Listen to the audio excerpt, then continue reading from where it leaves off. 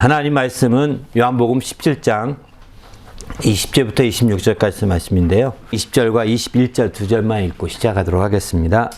시작. 내가 비옵는 것은 이 사람들만 위함이 아니요 또 그들의 말로 말미암아 나를 믿는 사람들도 위함이니 아버지여 아버지께서 내 안에 내가 아버지 안에 있는 것 같이 그들도 다 하나가 되어 우리 안에 있게 하사 세상으로 아버지께서 나를 보내신 것을 믿게 하옵소서. 아멘. 지난 시간에 이제 요한복음 17장 초반부 말씀을 드렸고요. 오늘은 이제 요한복음 17장 주님이 기도했던 17장 말씀의 후반부 끝부분입니다. 끝부분 말씀인데요. 여기에 보게 되면 이런 말씀이 있어서 제목을 이렇게 잡아서 나를 믿는 모든 사람들도 위함 이렇게 표현했거든요. 제목을 이제 바로 모든 사람에 대한 초점을 여긴 모든이라는 말이 안 나오지만 이제 이 사람들만 위한 것이 아니라 그들의 말로 말미암아 나를 믿는 사람들, 나를 믿는 모든 사람을 그렇게 말하는 거거든요. 그러니까 그 주님의 제자들만 위해서 지금 축복 기도한 것이 아니라는 것입니다.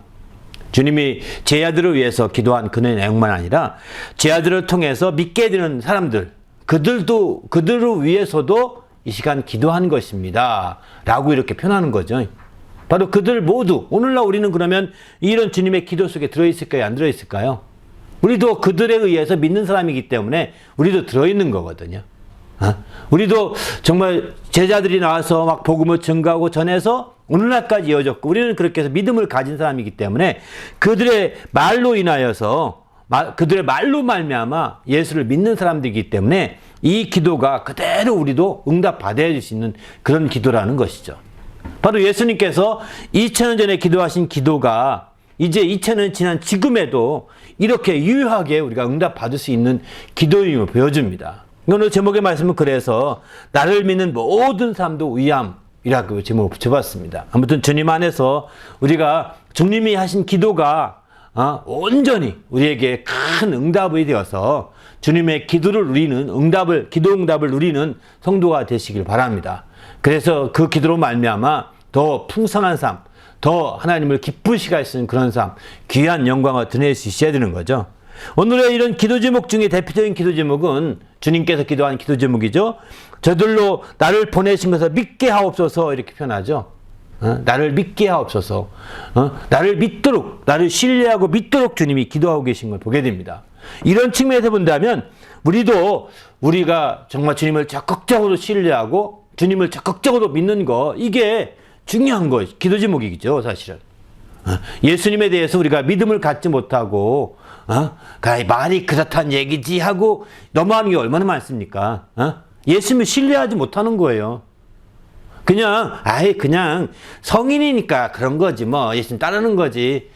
성인으로 따르는 것이 아닙니다. 오늘날은 세계에서 4대 성인 중에 한 분으로 예수님을 모시지만은 그분이 성인으로 믿는 것이 아니거든요.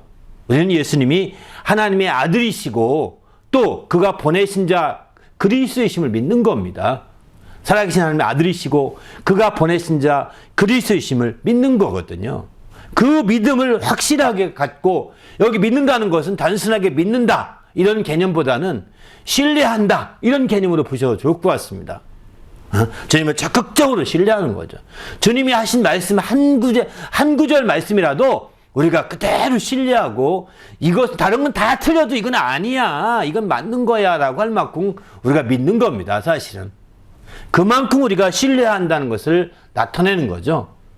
바로 아버지께 정말 주님이 기도할 정도면 단순하게 믿는다 이런 개념보다는 신뢰한다는 개념이 더 확실한 내용인 것 같습니다. 아버지께 저들이 나를 믿게 하옵소서. 나를 신뢰하게 하옵소서. 나를 그냥 먼 발치에서 이렇게 지켜보고 있는데 그런 자가 되지 않고 적극적으로 믿고 신뢰하고 내 말을 따르고 내가 하나님의 아버지께서 날 보내신 것을 믿게 하옵소서 이렇게 기도하고 있는 것이죠. 이런 차원에서 볼 때 우리가 주님의 기도를 응답받고자 하는 성도들이라고 한다면 무엇보다 우리가 주님에 대한 믿음을 발휘해야 되겠다. 주님에 대한 신뢰를 발휘해야 되겠다라는 생각이 듭니다. 그런 차원에서 볼 때 우리 자신이 적극적으로 이렇게 깨어 있는 거죠.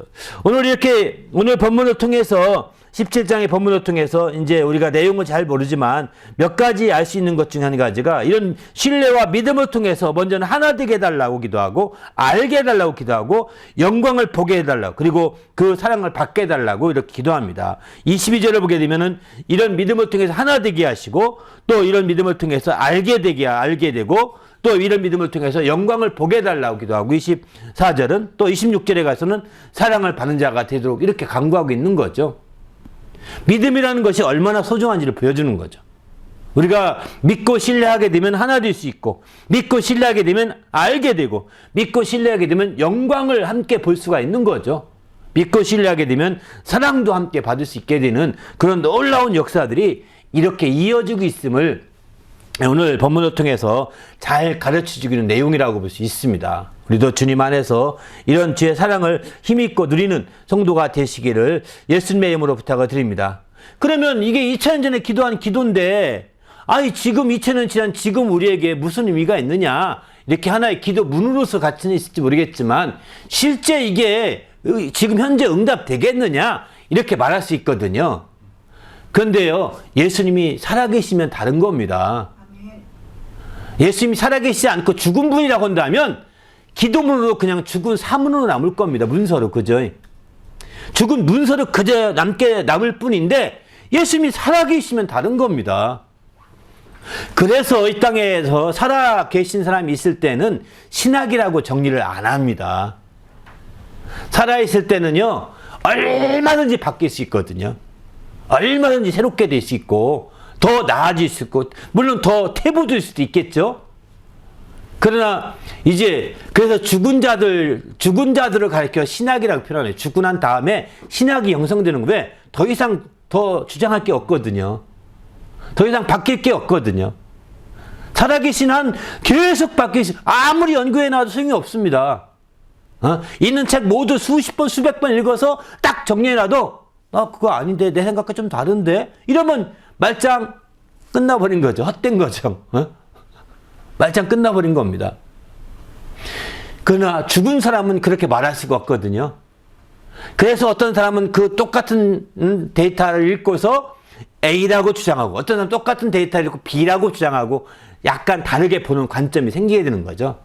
그래서 그 신학에 대한 해석이 이 모양 저 모양 조금씩 다르게 됩니다. 그렇지만 그때부터 그래서 신학이라고 표현하게 되는 거죠.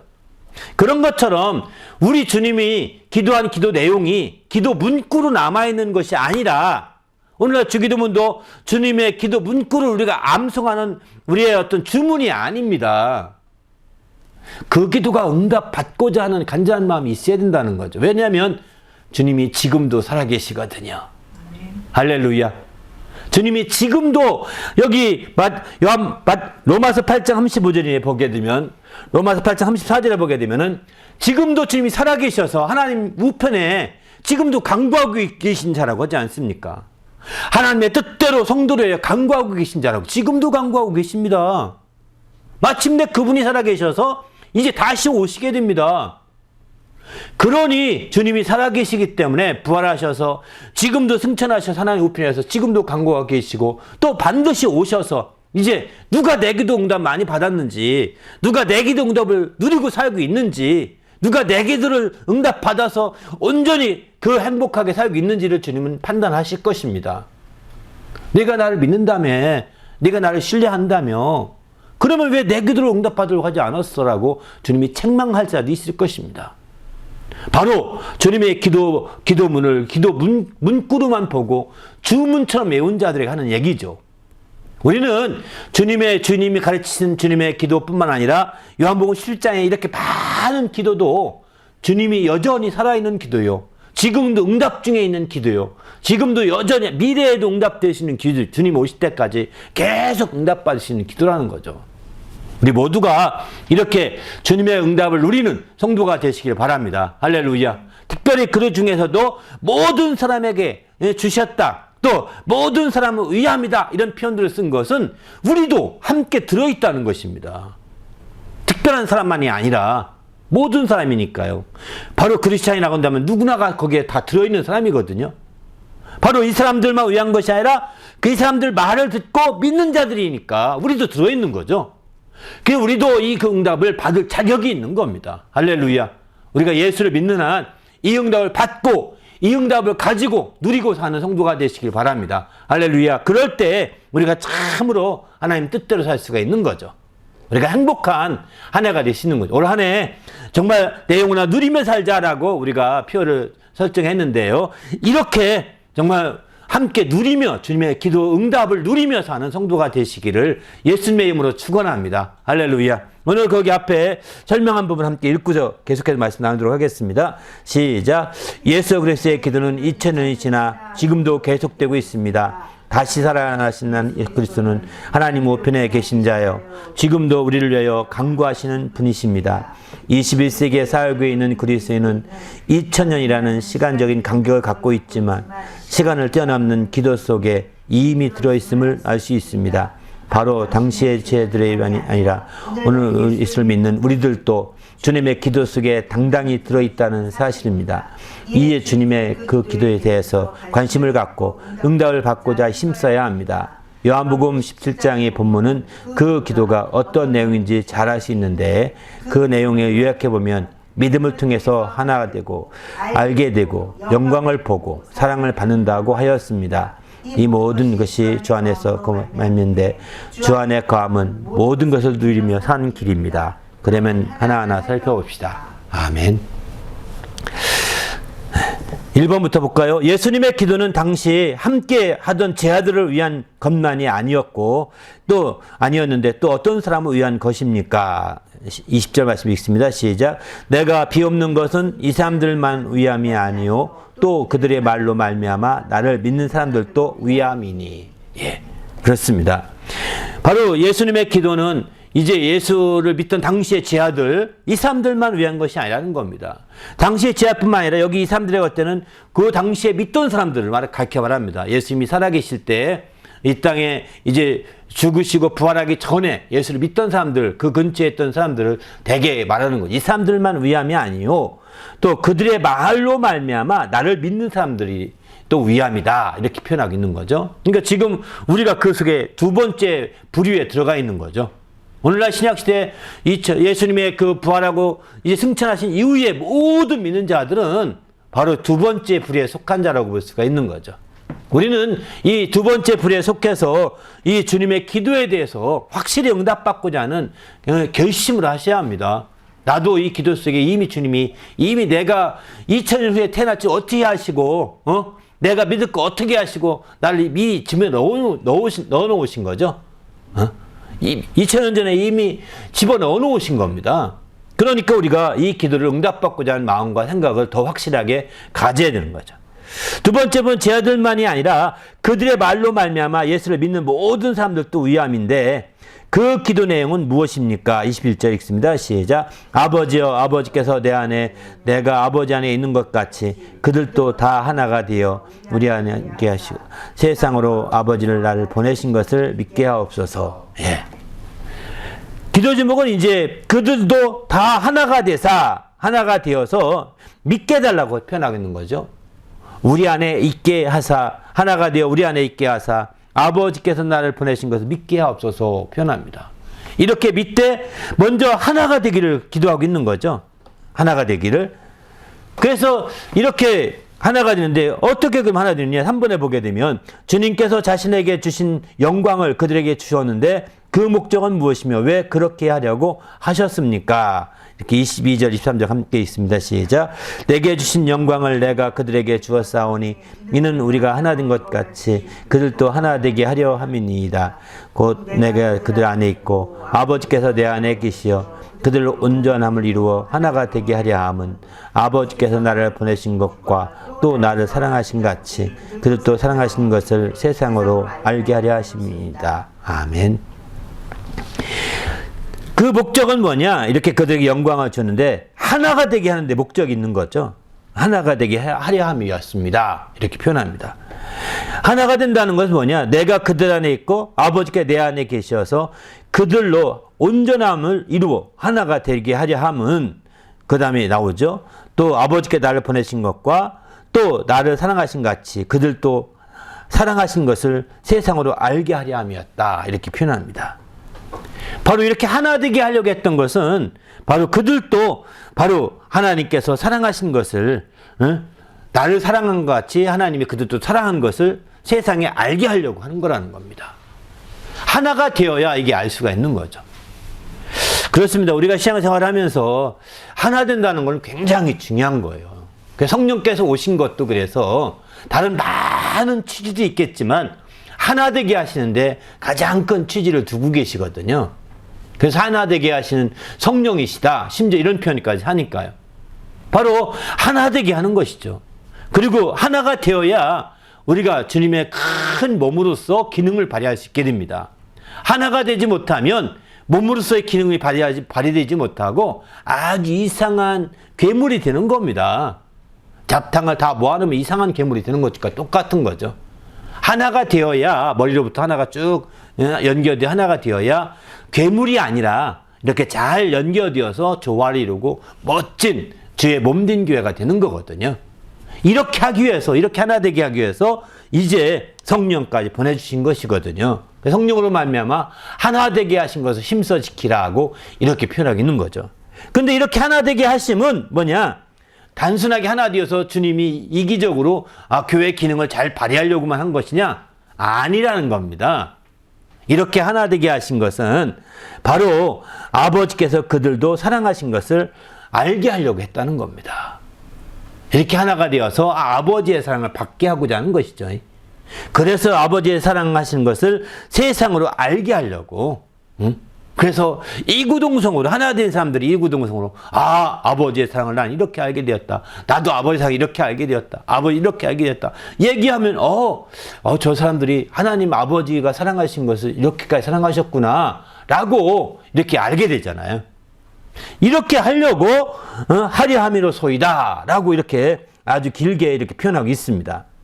그렇습니다. 우리가 그래서 먼저는 하나 되는 것이고, 또 하나 되는 걸로 나 하나 됐다 할렐루야 끝나지 마시고 이제 아버지께 사랑하신 것을 깊이 체험하고 누리는 성도가 되시길 바랍니다. 할렐루야. 우리가 하나 되고자 할 때는 아버지의 사랑하심, 아버지가 아들을 사랑한 것 같이, 또 정말 또 주님께서 우리를 사랑하신 것 같이 우리가 아버지께서 우리를 사랑하신 것을 깊이 알고 세상으로 하여금 그것을 알게 하려고 한다면 이게 이제 하나됨의 가장 중요한 방향이라고 볼 수 있는 거죠.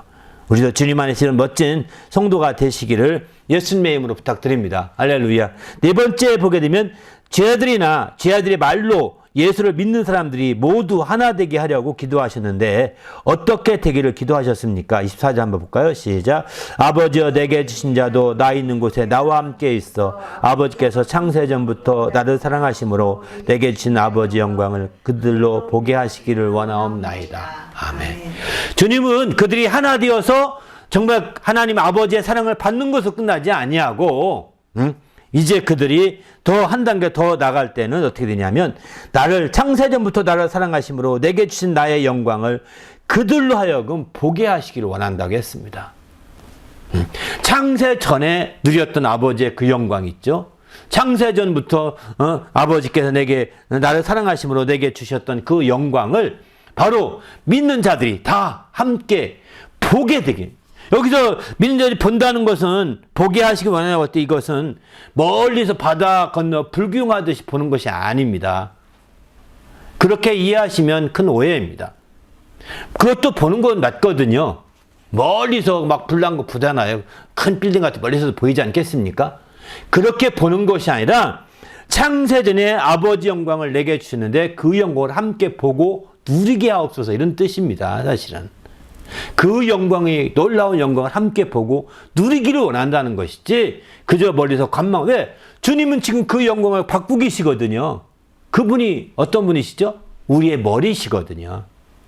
머리가 그 영광을 주신 영광을 받고 누리고 계시면 내 어깨는 안 누릴까요?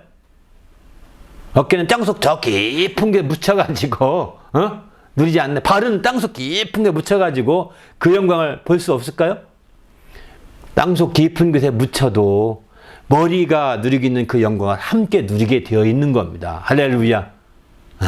바로 그분이 우리의 머리시기 때문에 창세전에 주님을 아들을 사랑하사 아들에게 주신 그 영광을 그분이 머리가 되어 누리고 있기 때문에 어깨도 팔도 다리도 몸통 전체도 함께 누리게 되는 것이죠.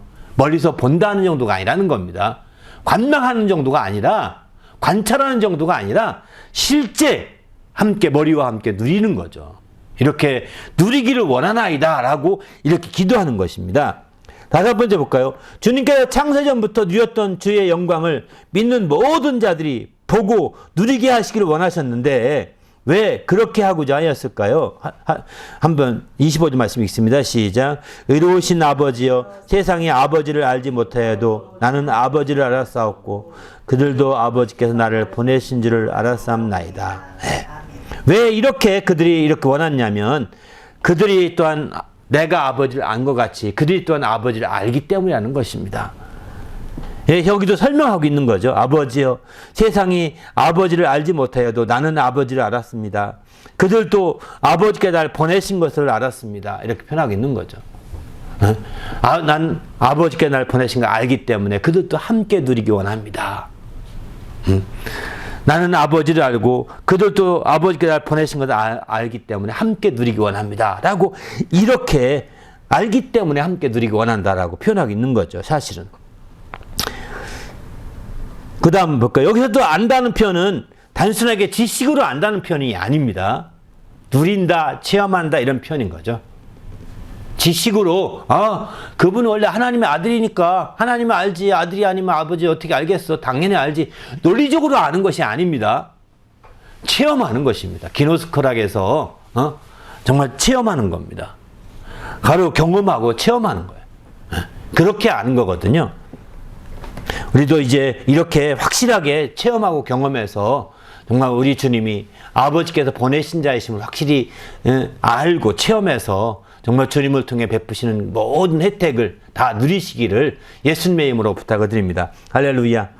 6번입니다. 주님은 믿는 자들이 아버지께서 자기를 보내신 줄을 알았기 때문에 그 영광 보기를 기도하셨는데 이를 위해서 어떻게 행하셨으며 그 이유는 무엇입니까? 26절 있습니다. 시작. 내가 아버지의 이름을 그들에게 알게 하셨고 또 알게 하리니 이는 나를 사랑하신 사랑이 그들 안에 있고 나를 그들 안에 있게 하려 하심이니이다. 아멘. 바로 어떻게 알겠느냐?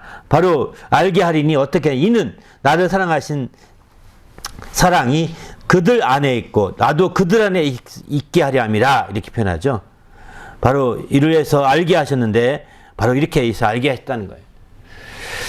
그렇습니다. 정말 예수 하나님의 이름을 그들이 알게 해서 이제 우리가 그 영광을 볼 수 있는 길을 열어주신 거죠.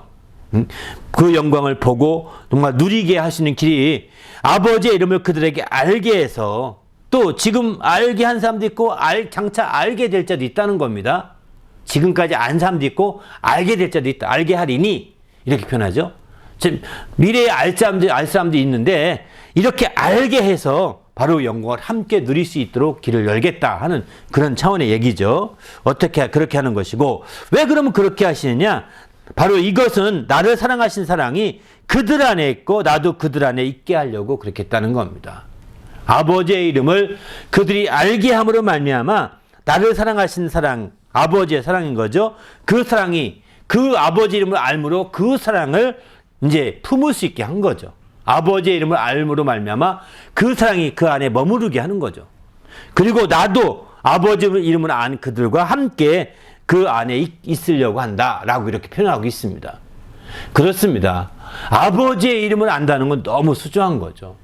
그러니까 아버지의 이름이라고 우리가 표현하니까 그럼 아버지 이름이 뭡니까? 이렇게 말하거든요. 성경은 이렇게 말해요. 내게 주신 아버지의 이름으로 저들을 지켰다. 요한복음 10장 중간 부분에 이렇게 나오거든요. 내게 주신 아버지 이름이라고 표현합니다. 그건 뭘까요? 바로 예수예요. 예수라는 이름은 아버지 하나님의 이름이었다고요. 근데 그 이름을 아들을 아니 예수를 알아. 예수라고 해서 예수 2세가 된 거죠, 사실은. 정확히 말한다면. 예수 주니어가 된 거죠. 아버지 예수 시니어고요. 예수 주니어, 예수 시니어인 거예요. 똑같은 예수인 거예요. 그냥 구별하려고 주니어, 시니어 붙이고 1세, 2세 이렇게 표현한 뿐이지. 그래서 서양에서는 그런 식의 이름을 안 씁니다. 그냥 조상의 이름을 그냥 부모님 이름으로 그대로 쓰거든요. 존중하기 때문에. 서양과 동양의 이름의 차이가 있다고 하는데 그건 뭐냐면 서양에서는 있는 이름을 그냥 쓰는 것이 일반적이라고 합니다. 있는 이름 중에 골라간다고 합니다. 이름 짓는다는 표현이 거의 없다고 합니다. 이름을 이제 선택한다 이런 표현이 많다고 합니다. 표현 자체가. 동양은 이름은 짓는다 이런 표현을 씁니다. 돌림자를 만들어서 이름을 새롭게 만들죠. 이런 표현인데 그런데 그런 동양적인 사고방식으로 본다면 이해가 안 되죠. 1세, 2세 이렇게 하는 게, 그죠? 그러나 분명히 이거는 성경적인 표현이기도 합니다. 아버지의 이름이었다는 거예요. 근데 그 아버지의 이름이 있는데 그 이름을 내게도 붙여주셨다는 거예요. 응? 내게도 붙여줘서 나도 예수가 된 거죠.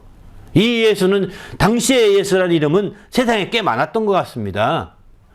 그 중에서도 나사렛에서 자랐던 예수, 그 나사렛 동네는 한 명밖에 없었던 것 같습니다. 유일하게. 나사렛 예수라고 표현하는 거죠. 그래서 나사렛 예수라는 표현을 그래서 자꾸 강조하는 거예요. 그 예수만이, 나사렛 한 그 예수만이 오늘날 우리의 구세주가 되신 예수가 되는 겁니다. 성경에도 보게 되면 바예수라고 또 이름도 나옵니다. 예수라 이름이 또 나옵니다. 다양하게 나옵니다. 여러 가지 이름이. 근데 그 예수를 믿는 게 아닙니다. 우리는 오직 나사렛 예수를 믿는 것이죠.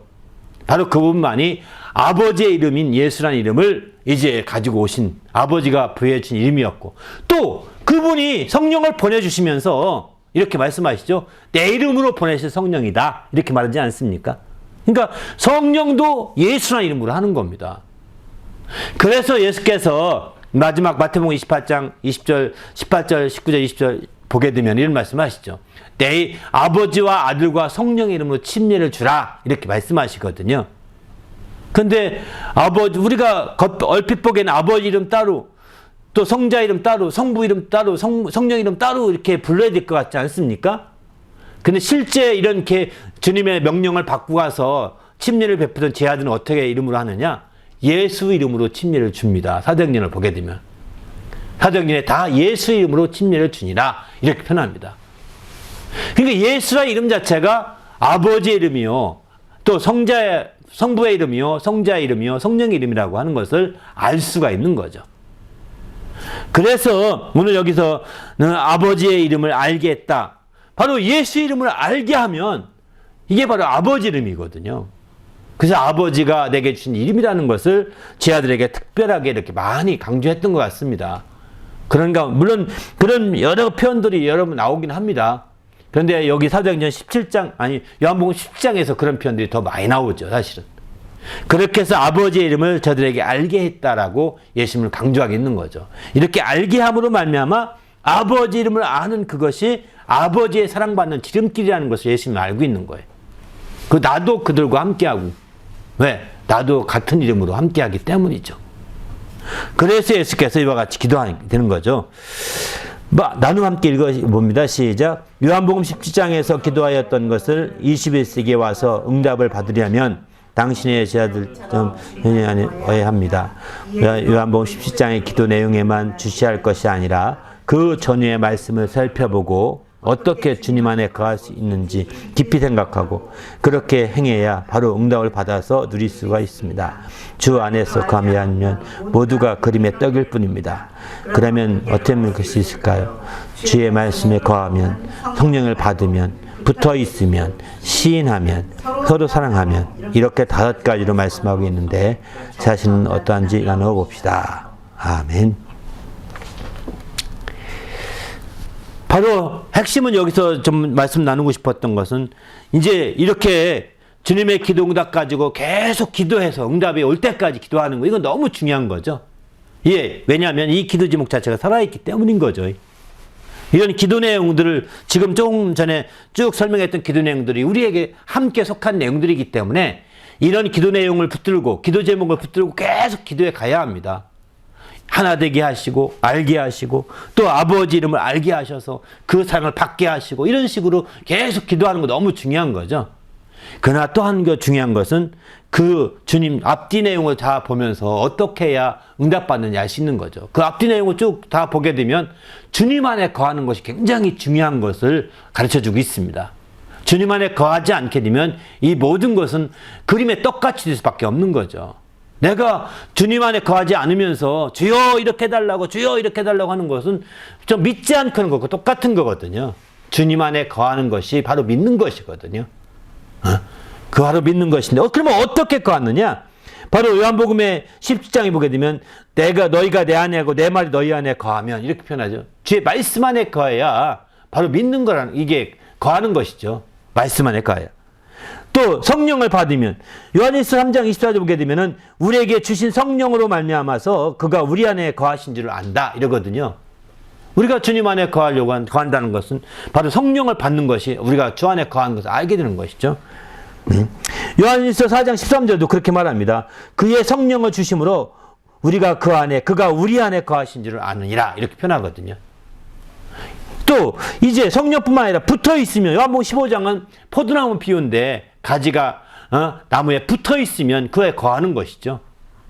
그러나 떨어지면 아무것도 할 수 없다고 말씀하시죠. 요한일서 4장 15절은 시인하면 주라 누구든지 예수를 주라 시인하면 하나님의 아들이라 시인하면 생명이 있고 그 안에 거한 것이라는 겁니다. 시인한 아들이라고 아들을 시인하는 거죠. 하나님의 아들을 시인하게 되면 이게 가능. 또 서로 사랑하면이죠. 4장 12절에 보게 서로 사랑하면 이렇게 너희가 하나님의 거한 것을 안다 이렇게 말합니다. 그렇습니다. 이렇게 이런 5가지로 이제 그 사도 요한은 강조하고 있는 거죠. 다 사도 요한복음이나 사도 요한의 서신서에 나온 내용들이거든요. 사도 요한이 강조한 바이죠.